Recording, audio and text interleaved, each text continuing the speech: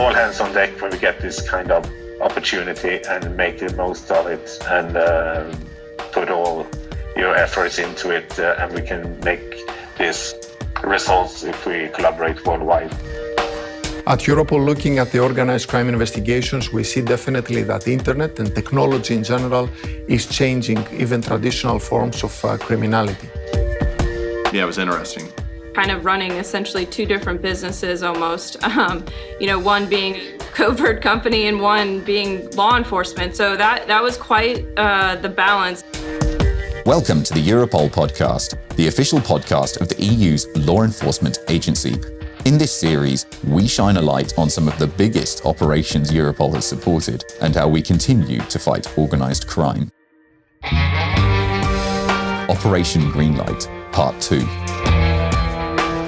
Action Day. In Part 1, we went behind the scenes at the FBI. We spoke to Nicholas Cheviron and Stephanie Stevens, two special agents with decades of experience who were behind Operation Greenlight, sometimes known as Operation Trojan Shield. If you haven't listened to that episode, please go back and give it a listen before continuing with this one.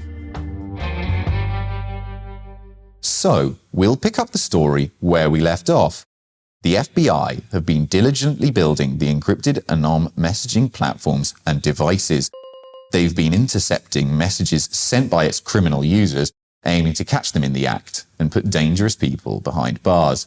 The FBI have been assembling the intercepted information into intelligence packages, which they then send to national police forces all over the world.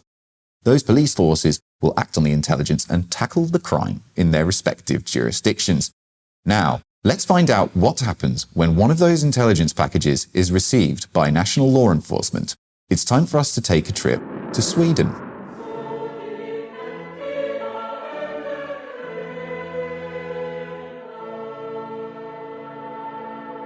It's a wintry evening in late 2020 in an office of the Swedish Police when an intelligence package arrives. It's from the FBI office in San Diego, and the recipient in Sweden was Superintendent Ted Esplund. My name is Ted Esplund, and I'm Superintendent at the National Operations Department's Intelligence Unit. Ted is responsible for investigating serious and organised crime in Sweden, and the information just in from the FBI is about to blow the lid on an organised crime group calling themselves The Firm.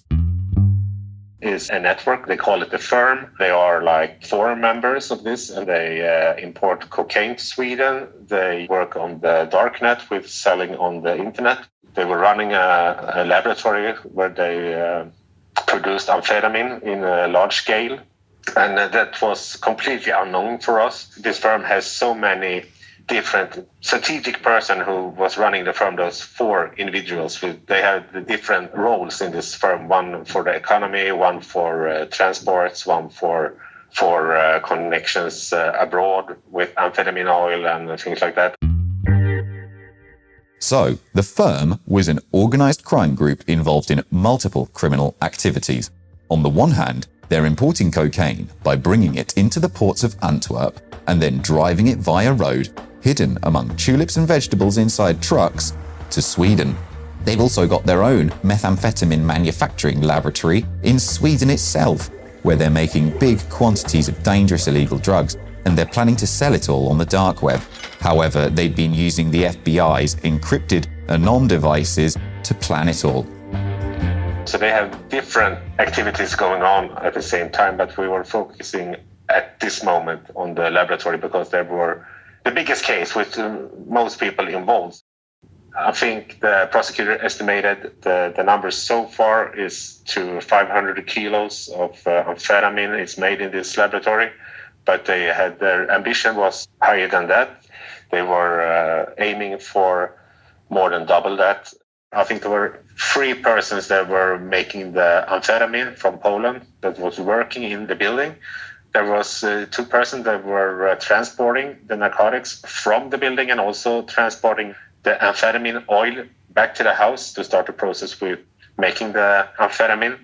So, the firm's 6-person drug lab was potentially producing drugs by the ton. And to cap off the criminal enterprise, the firm needed to launder the money it was making from the drug operation.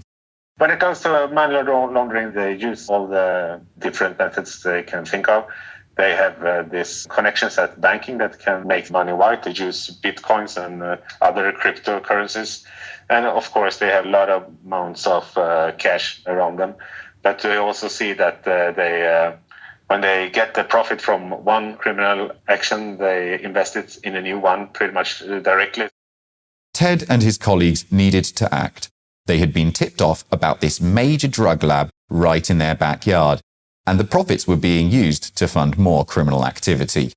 However, they also wanted to maintain the operational security of Operation Greenlight. Criminals couldn't become suspicious that the ANOM platform could in fact be the FBI. So, their plan was to shut the lab down, wait for the ringleaders to be taken down later so as to avoid suspicion of the network. So we could start one case and get the whole firm and also the people working in the laboratory and also get the logistic chain. So the first arrest in December when they took down the lab, it was the people that were transporting the amphetamine, and it was also the people that making the amphetamine in the lab. And that was the Polish guys. And they had to live like with that unknowledge for 6 months.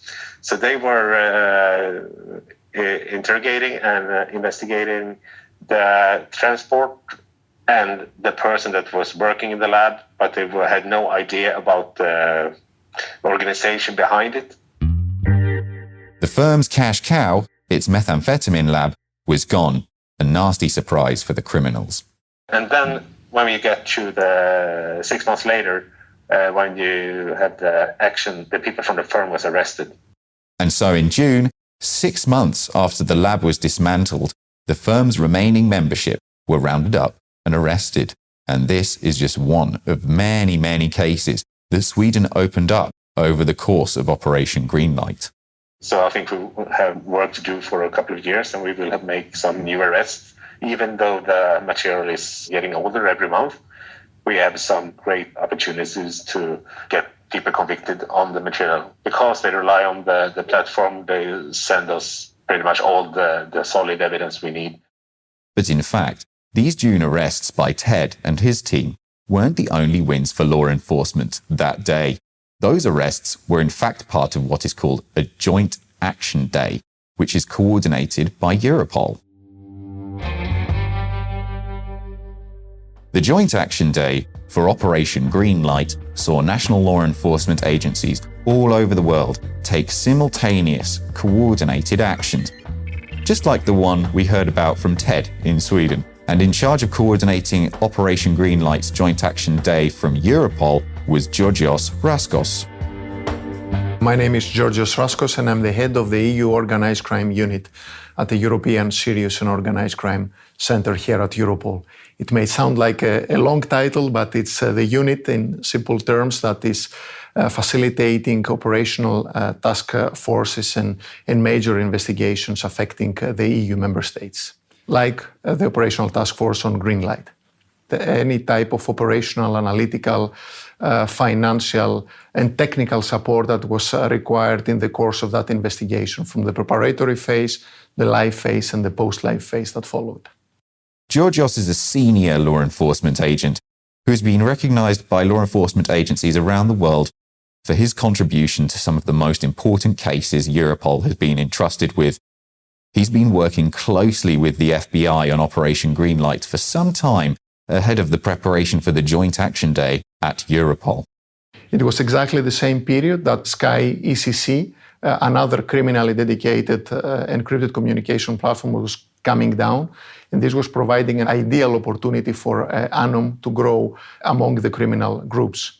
Our experience from the investigation so far, and I will just name Operational Task Force EMMA, targeting the EncroChat network, Operational Task Force Limit, targeting the Sky ECC network, and obviously Operational Task Force Greenlight, the FBI equivalent of Operation Trojan Shield, were targeting respective encrypted communication solutions that were offering a service to criminals to communicate in a way that their identity and the content of their investigation is protected, and also some unique features to protect this communication.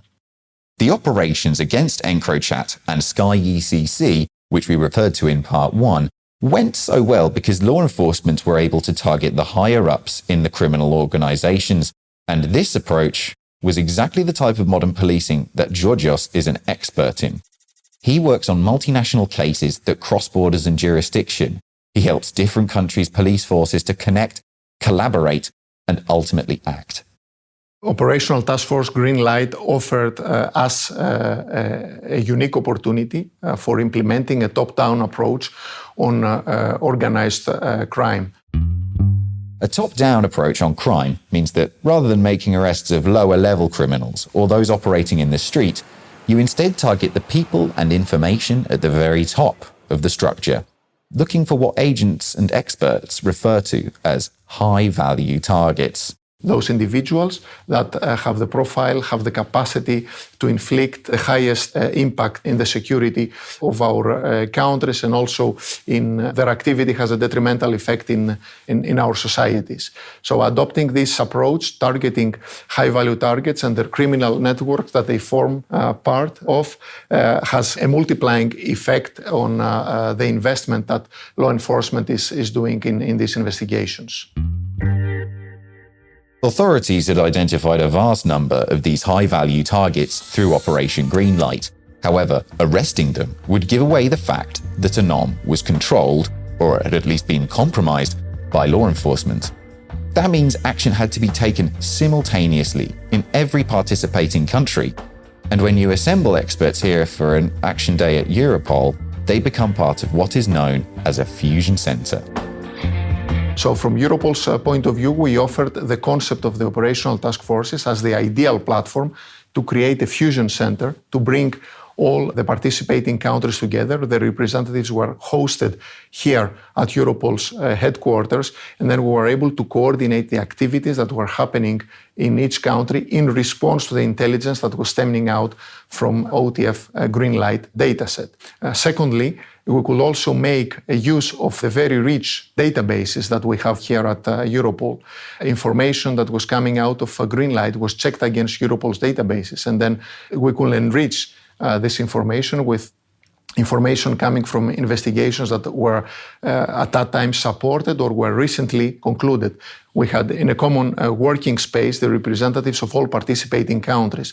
So when a colleague from country A could find a link with country B in his investigation, he could jump to the next office where the representative of that country was located, and they could immediately discuss the link between the two investigations and what could be the response in this. I think that this also represents the future of law enforcement and how we could support EU member states and our operational partners in fighting organized crime.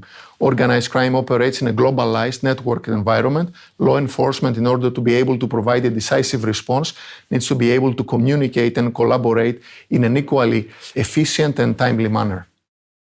And so, from the Fusion Center, the Joint Action Day was planned and eventually executed. Europol gave us this platform that we were seeking so that we could, share information more quickly, more efficiently, and coordinate and prepare inevitably for a Joint Action Day. Over the course of the investigation, the FBI and the 16 other countries of the international coalition, supported by Europol and in coordination with the US Drug Enforcement Administration, exploited the intelligence from almost 27 million messages obtained via the ANOM network. And they reviewed them over 18 months, all the while criminal users were discussing their criminal activity. When the Joint Action Day officially began, authorities could begin making arrests. We had 10,000 officers out doing arrests and searches all in one day, and it amounted to 500 arrests. That to me was one of the most biggest accomplishments, I think. The Action Day actually saw more than 700 house searches and over 800 arrests. Then there was the seizure of at least 8 tons of cocaine, 22 tons of cannabis and cannabis resin, 2 tons of synthetic drugs, amphetamine and methamphetamine, 6 tons of synthetic drug precursors, 250 firearms, 55 luxury vehicles, and over $48 million denominated in various worldwide currencies and cryptocurrencies. So groups such as the firm, back in Sweden, were dealt a decisive blow. And that was just the immediate action. As our guests have alluded to, many investigations are ongoing.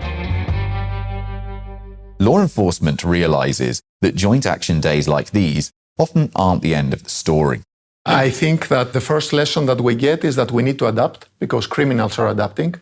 They are using the advantages of technology and what the ICT domain is offering nowadays. I think that law enforcement and Europol should follow the same path in order to continue being competitive, continue offering services to our national authorities, the national competent authorities.